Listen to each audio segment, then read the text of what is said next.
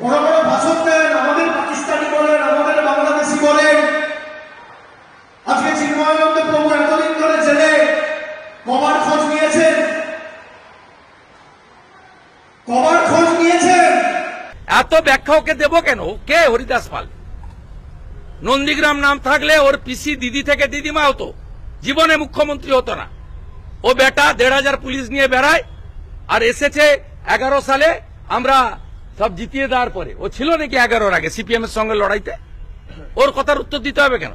যারা হিন্দু ধর্মের ধারণ বহন করে নিজেদের দাবি করে, জগন্নাথ দেবকেও আপনারা ছাড়ছেন না। কি অবস্থা আপনাদের! আপনারা খালি মমতা বন্দ্যোপাধ্যায়ের হাত দিয়ে সেই কাজের শুভ সূচনা হয়েছে বলে আপনারা প্রভু জগন্নাথকেও ছাড়ছেন। কোনটা প্রসাদ? এটা মিষ্টি, গজা পেড়া মিষ্টি, এটা হালাল খাওয়ার, কোন হিন্দু খাবেন না। শামসুজ্জামান বলেছে মুর্শিদাবাদের রানীনগরে যে আমার মিষ্টি দোকানে হালাল হয়। আমরা হালাল খাওয়ার খাই না, আমরা ঝটকা খাওয়ার খাই। 2026-এর ভোট 2021-এ তো বিজেপির চাকাটা সারাত করে রাখতে গেছে। এবার 50-এর নিচে থাকবে। কথা দিয়ে গেলাম 2026-এর ভোট। আমি ভবিষ্যৎবাণী করি না, আর যদি ভবিষ্যৎবাণী করি, আমার ভবিষ্যৎবাণী ঈশ্বরের কৃপায়, আশীর্বাদে, মানুষের ভালোবাসায় অল্প হলেও করব। ওর পিসি তো হেরেছে, ওর পিসি তো হেরেছে, ওটা বললে সম্পূর্ণ হয়ে যেত। 2026-এ 30-4 2026-এর পরে ওকে ওর যেরকম টাকা তোলার মেন কালো হাত বিনয় মিশ্র পালিয়েছে ভানুয়াতিতে, ও ঠিক করে রাখুক কোন রাস্তা দিয়ে পালাবে।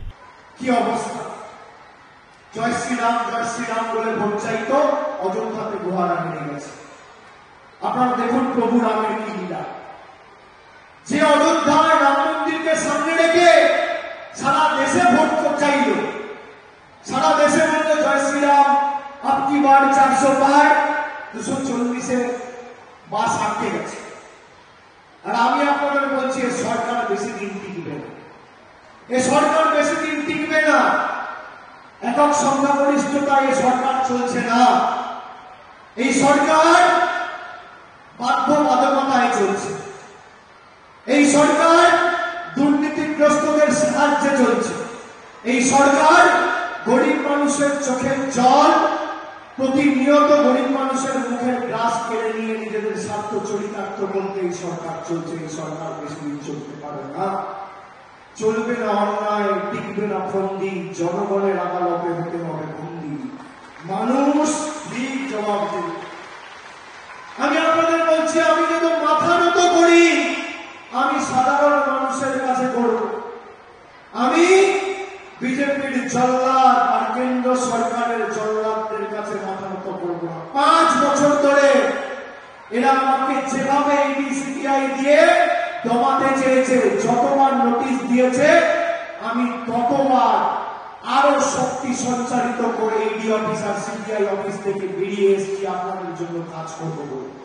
এরা যত নোটিশ দেবে, তৃণমূল কংগ্রেস বিশুদ্ধ লোহাকে যত কাটাবে, যত আঘাত করবে, যত